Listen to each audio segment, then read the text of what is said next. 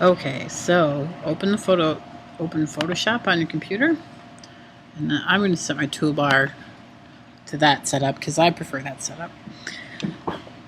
I'm going to say File, New Document. I'm going to get a window up, and the size I want is 640 pixels.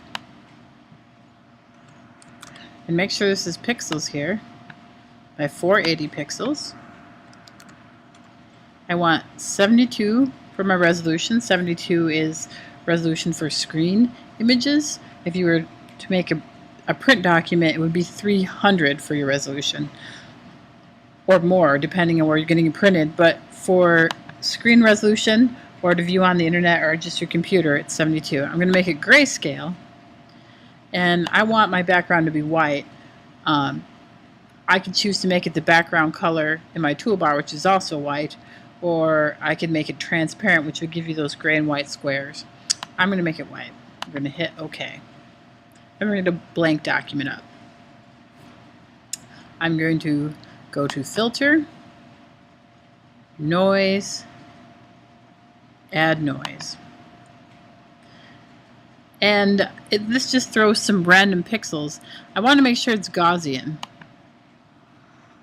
So it's just going to throw some random pixels in it. The higher this number, the greater the amount of pixels it'll throw. Sorry about the little interruption there for my photo. So make sure it's Gaussian. I'm going to type in 20. 20 is a good amount. I'm going to hit OK. Now if we go back to filter and we look at the top here, the last filter we used will be at the top, and there's the command symbol and the F. So you can hit Command F to repeat whatever the last filter you used was. So I'm just going to hit Command F until I don't see it getting any darker. And you really can't overdo this. After a certain point, it just won't really do much. Okay, so it doesn't seem to be changing anymore. I'm now going to go to Filter, Blur, Gaussian Blur. And here I'm going to put 2. I'm going to hit OK. And indeed, if we go up to our filter, we're going to see Gaussian Blur is now Command F. That's our last filter. I'm going to do it one more time. So that looks pretty gray. It looks like pavement. It's not very exciting. So we need to do levels on this. We need to adjust the levels. So I'm going to say Image, Adjustments, and I'm going to go to Levels. Alright, now when we look at this, this is our middle gray, and if we notice, almost all our information is in the range of middle gray. This represents blacks in our image and whites. So we don't have, almost everything's middle gray. We can rearrange that. We can move this little black triangle over to the edge of the hill, and then move the little white one over. You don't want to change the output levels. This actually subtracts information, so we don't want to do that. We want to essentially raise the contrast. And you can always look at levels to get a quick idea of what in your photos might be lacking. Curves is another good tool for editing photo levels, but for this project we're just going to use straight ahead levels. The command key is Command L. So we've got the black one on this end, the white one on this end. My document has some more contrast. I'm going to hit OK. Now I'm going to hit M on the keyboard, or I'm going to click up here in the upper corner for the rectangle marquee tool. Notice that there's 0 feathers. It's not feathered at all. The style's normal. There's no width and height in here. In case someone before you had decided they wanted it to automatically feather selection or to be a certain size, this is where you would check. If any tool's behaving, oddly, check up here. So I am just going to choose just a small piece. I don't want a big piece. You want to keep your pieces simple. I'm going to select a small piece. I'm going to hit Command C, Command N. I'm not changing anything in this window. I hit Return on the keyboard and then Command V for victory. Victory because I pasted it into a new document. Alright, so now I'd like to go back to this document and choose another. I'm going to choose another area. This one, maybe I'll make this one a little longer, thinner. Command C, Command N. Don't change anything there. Command V, Command C, Command N, Return, Command V. That's what you want to be doing. So once again, Command C, Command N, return, Command V. Alright, so we have 3 little pieces of the original document. I'm going to collapse the original document out of the way. So here we go. There's our 3 little pieces. So we all want them to be 640 by 480. So I'm going to go image, image size, and I'm going to type 640 at the top where it says pixels. Now notice what happens to, I'm changing the width, notice what happens to the height. You see how it changes automatically? That is because this constrained proportions is checked. You want to uncheck that. Now if you had a photo and you wanted to size it down, you would leave that checked because you wouldn't want to distort the photo. Most likely you wouldn't. So if you have an image you don't want to distort, keep that checked. But we're just changing this and not worrying about distorting it. In fact, that's part of the fun for this project. So 640 by 480. We're going to hit OK. So there we go. Doesn't look like much. That's okay. We need to change it. We need to add color to it. So we need to change it up here. We can see that it's grayscale. It says gray right there. So to change our image mode, we're going to go image, mode, RGB color. RGB color is your screen color mode. That's the mode that your screen displays. CMYK is a print mode. That's cyan, yellow, magenta, and black. We're going to go with the screen mode, the RGB, the red, green, blue. And go ahead and flatten it. Alright, still nothing's happened. That's okay. We've only made it capable of being color. We haven't actually added color to it. We're going to say image again, and we're going to go to adjustments. Slide over and go down to color balance, which you notice is Command B. So I'm going to choose that. And I have my midtones checked, so I'm going to slide my slider. And notice it tones it, like toning a photograph used to be back in the day when you had the old toners and threw them in there. So I can also choose shadows, midtones, highlights to give it a little bit more depth of color. So I'm going to choose the highlights now. There we go. So I threw a little blue in the highlights. It's not too obvious what happens because when they're highlights, you know, they don't have a lot of area to add color to. White's always going to be white. But you can still see how it toned the image. So I'm going to hit OK. So there we go. We toned that image. Let's go to our next image. We're going to repeat the whole thing. Image, image size. Make sure constrained proportion is unchecked, 640 by 480. Hit OK. Image, mode, RGB color. Flatten it. Now this time, let's go to the Magic Wand tool. You can hit W on your keyboard. If the Magic Wand tool doesn't come up, it might be underneath the Quick Selection tool. I'm going to choose it, the Magic Wand tool. Notice up here I have a tolerance, it's 32. The higher that number, the greater it'll choose. The greater the amount it'll choose of your image, the lower the less. And what do I mean by choose? So let's click on it, and you can see when I click on the light areas, oh, there we go. All that gray was close enough in color that it grabbed it all. If I click over here in the dark, you're going to see the same thing happening. If you wanted to add more to a selection, you could hold down the Shift and add more. So I'm going to just choose about, that looks good to me. I'm going to go Image, Adjustments, Color Balance, or Command B for color balance. Command B. I'm going to tone. And if we notice, when I tone this image, it will only, if I can click on there, come on, it'll only change just that area that I have selected. It's not getting the rest of the image, which is what we want. That's fine. And then I can hit OK. Now I want to tone this other part a different color, so I'm going to say select inverse, and it's going to grab everything that wasn't selected before. And select inverse is really kind of pretty powerful. If you had something on a white background and it was a complex object, you could select the white background, say select inverse, and then you'd have your more detailed object, which would be harder to select in the white background. So select inverse, we just selected the opposite. I'm going to hit Command B again, Command B as in boy for color balance, and I'm going to tone this part a different color.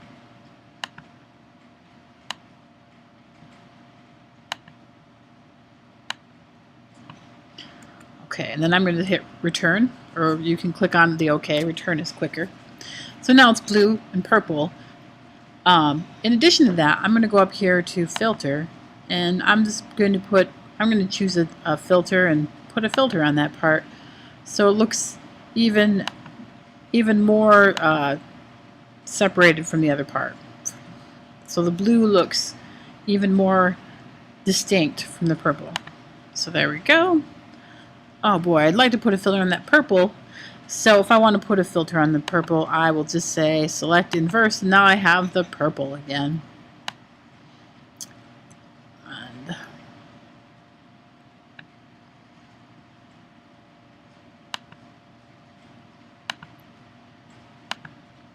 okay.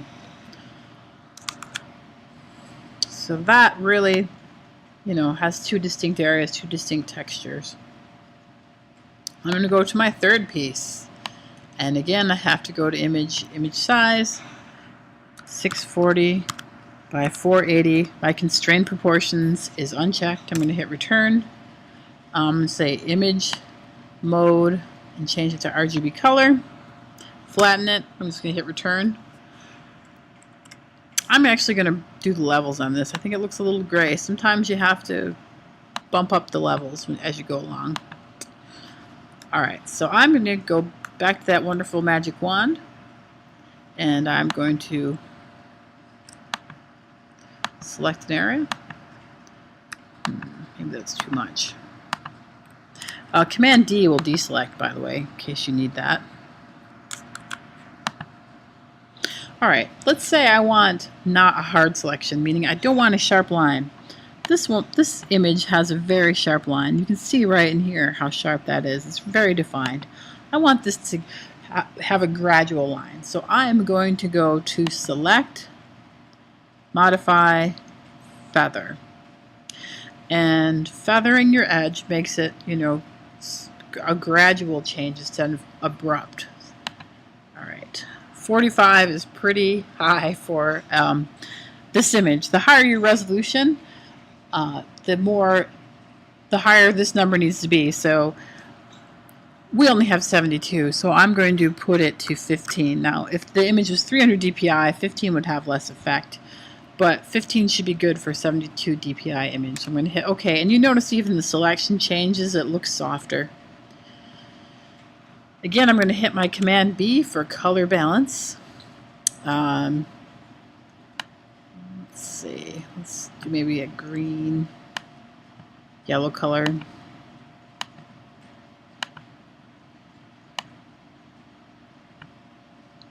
Okay, and now you should be able to see Command H lets you hide your selection. It'll give you that little window first, but if I hide my selection, it's still there, and we can see that it's now soft. It's not distinct where that color is. It blends in the other part. And it'll work for anything you apply, including filters. So let's go ahead and grab a filter. Yeah, I don't know if I like that one. Command Z will undo your last move, and if you go too far, you can go to Window History and back up.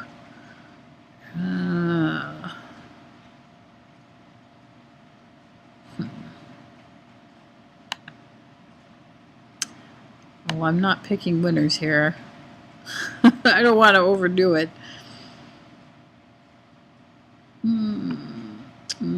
Maybe I'll just make this smaller so it isn't so obnoxious. Alright, so now we can see it's blended it so much that it's really running the rest of the image. But that's okay for now, because what we're going to do is we're going to color the other half, and we're going to say filter or select inverse. So you want to go select inverse and choose the other part of your image. It'll select the opposite, and it's going to stay feathered because it's already a feathered image. It's inverting a feathered image.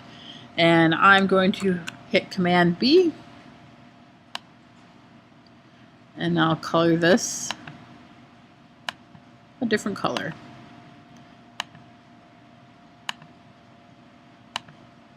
Okay, so we got a nice blue there. Let's say filter. And let's try watercolor. Oh, I like the sponge. That's not too bad. So it's just a matter of kind of playing with stuff, seeing what works best with your image.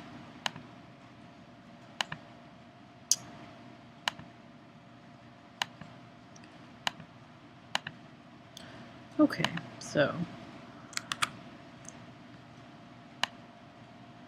now let's go back to this one. This one's not so exciting now. I'm going to show you another way you can shift your colors. So I'm going to choose an area with my magic wand. I think I would like to modify, I'm going to feather it. 15 is fine. Instead of color balance, if you go Image, Adjustments, Hue Saturation, you get this box up, which is a super useful box. It's a tool. Okay, so if I move this top slider, it's just going to go through like the whole palette at that saturation. I can raise the saturation. Oh, please don't do that. Yucky. Or I can totally take it out to the point that it's black and white. So I'm just going to shift the color.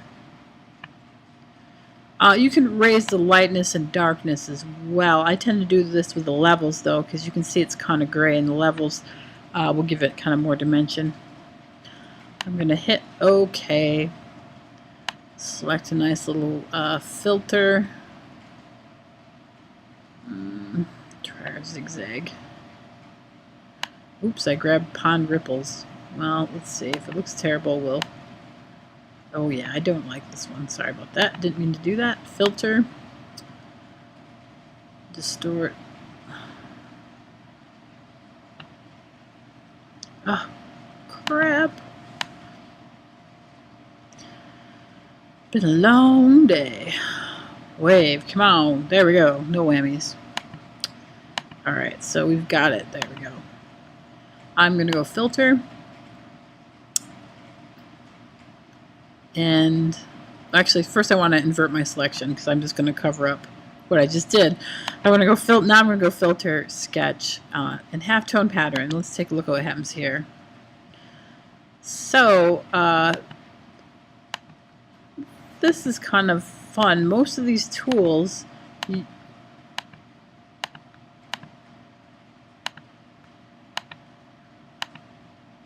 we go. Okay, notice that a lot of them will use the colors in your, we'll do that for now. They'll use the colors in your toolbar. I'm going to undo that, and I'm going to choose some lovely colors, and I'll just make them kind of close to what I have already. Oh. Okay, so let's go back. Alright, see, it updated to be the colors in the toolbar, which look kind of obnoxious, but that's probably alright for now. You can change the size, the contrast. You know, down here you can change it from dots to lines to circles. Now remember, that's cool and all, but we don't want something right in the center, so I'm probably not going to use that. I'll go back to dots and I will hit OK. Alright, now if I still didn't like this, I could try inverting my whole image. Image adjustments, invert, or Command I. See if I like that better. Maybe, you know, I think that's better. Or if I want a different color balance, Command U for under. And I could say, you know, I really think I need to change that overall. I don't like what I have. Alright, so now we have 3 with different textures. They're pretty simple. So now let's try and paste one on top of the other. So to do that, I'm going to hit Command A. Command A selects all. So the whole document has the crawling lines around it. I'm going to hit Command C to copy it, and I'm going to select my new document and hit Command V to paste it on. So it looks like, you know, the other document's gone, but if we take a look in our layers, we can see there it is, it's underneath here. And I can turn the little eyeball off and see indeed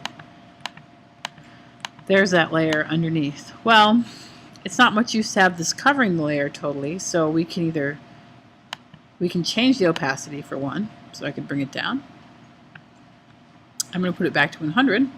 We can also change the blending mode, and you can play with this for a very long time. It's so fun to go through all these. Yeah, it's great fun. This one's always super dramatic difference. Wow. Okay. Your background layer is always locked by default, but you can just double click it and hit OK, and the little lock will unlock. You can, I'm going to put this back to normal just for now.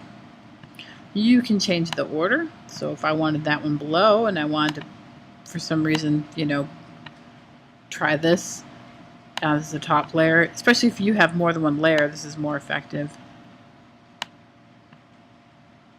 So then you can go and change what you're looking at, the way they blend. All right, and I still have, where's my other? There we go. I still have this one, although I gotta say I'm not too happy with it. Not really doing much for me, this one. Those blocks just took over too much.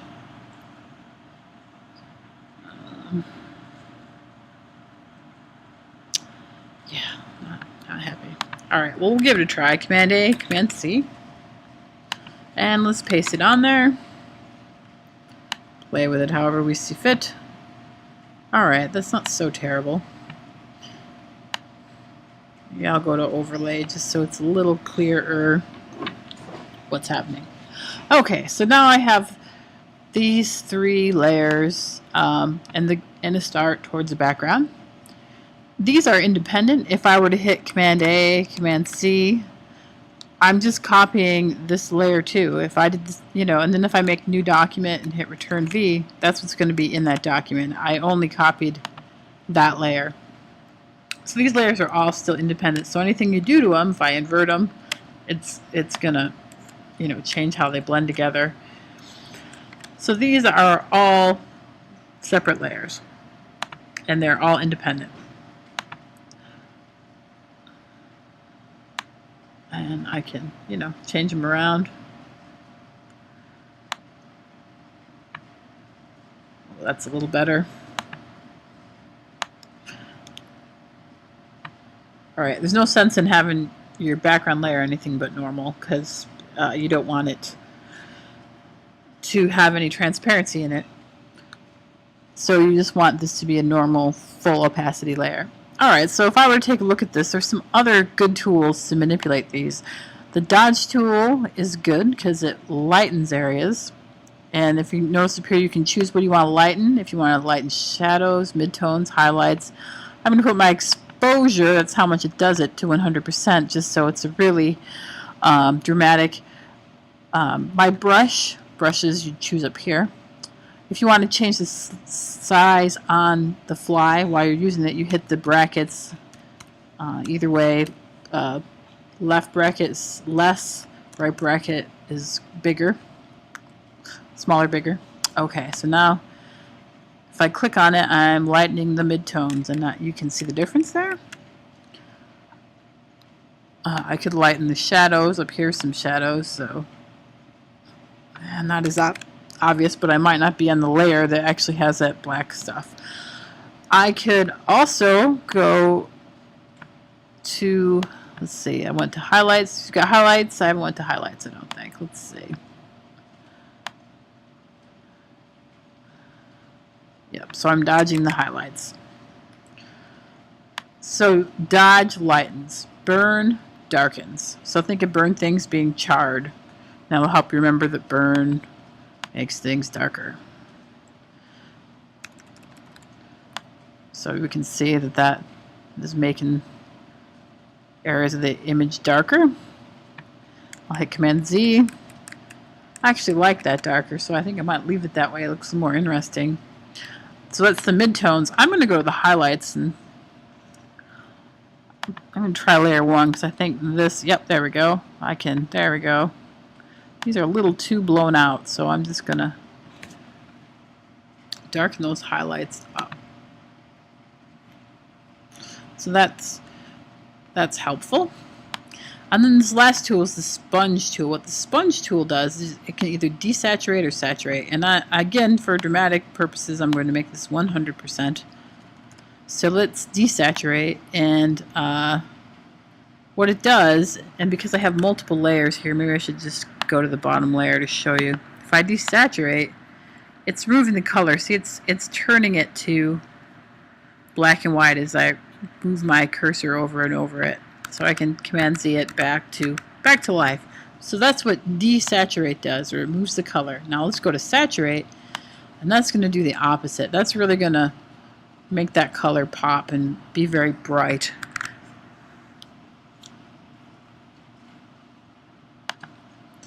Put all our layers back together. Alright, now let's go right across from it if you've set your toolbar up the same as me, and we have the blur tool, and I'm going to put that to a strength of 100%, and I'm going to go up to this top layer and show you how the blur tool works. And the blur tool will soften things and blur them just as the name of the blur tool implies. And it's kind of obvious in these because they have sharp edges that you can see. So when I blur them, let me bring my history up because I let go. So if I undo it, you can see how much sharper that is. So back to blur.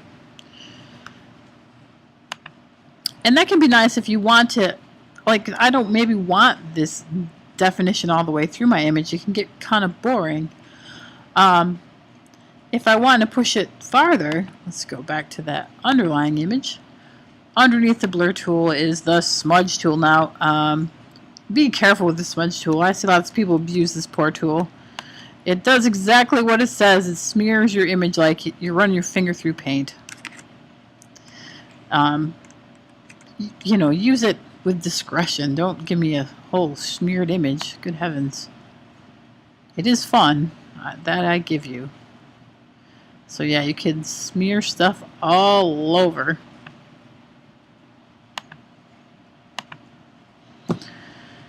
And then the last tool we have under here is the sharpen tool. I don't use this too often. Once in a while. Sharpen is supposed to create contrast between edges. It's supposed to increase it. Again, let me put it to 100 so you can really see it working. And as I do it, you can see what will happen is eventually you get this ugly bunch of pixels forming. So, I mean, I obviously overdid it. It's something you want to use very sparingly. Alright. Now, when I look at this, I do have some warm tones. Let's say you want to go in and add some color yourself. I'm going to just turn this layer off for the time being, because in here, let's say I wanted to add something in here. I'm going to go down here, and right by the garbage pail is something. Put your cursor over it. It says create new layer. Let's create a new layer. And I am going to pick red. There we go, some nice warm red. And I'll take my little paintbrush. And there we go. Ooh, let's say I want to fill it in. Well, that looks really artificial and not whole part of the image. So what I can do is up here, I can change the mode and, you know, blend it how I see fit. Now I used a soft brush, but it's not the softest edge. I can even go up to my filter and say blur, Gaussian blur, and notice it increases.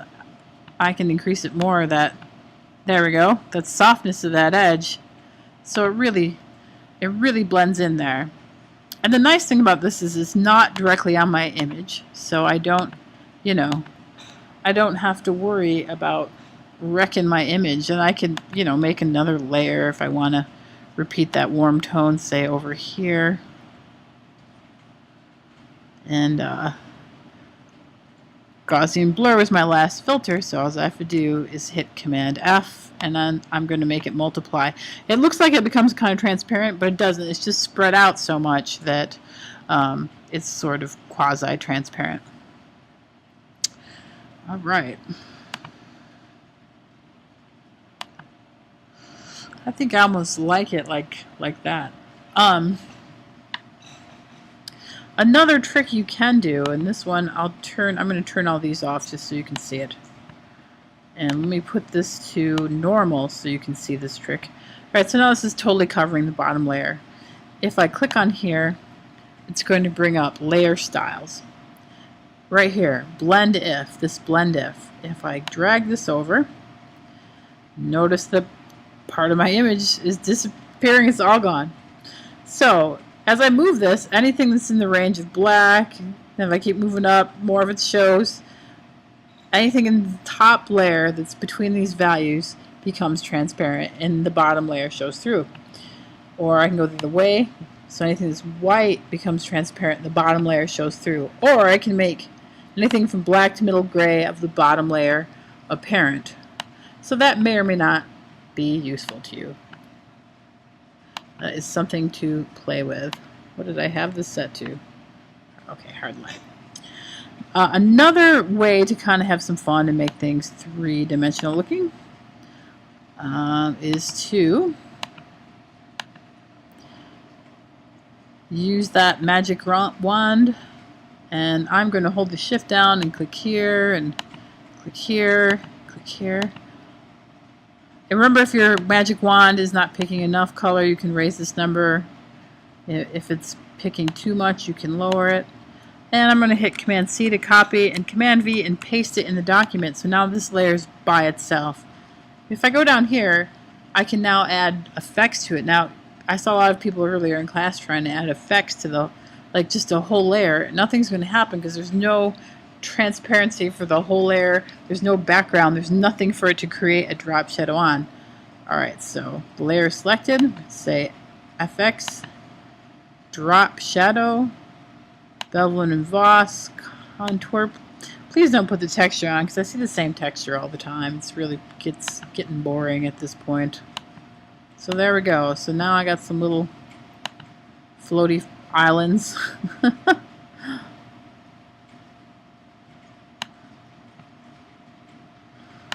Oh, come on. Turn that back on. Alright, so I can turn my little warm spots back on. I can try that. I can move my little floaty islands above it. And try that layer again. I can change the transparency of that layer. I can change the blending mode of my little islands I created here. So there's an endless amount of things you can do to fulfill the qualifications I want for this project, which are 3 colors at least with warm and cool tones represented. So we got blue, green, warm oranges, red, and purple. Areas of lightness and darkness, different textures throughout your document, a sense of depth, and a focal point that is not in the center.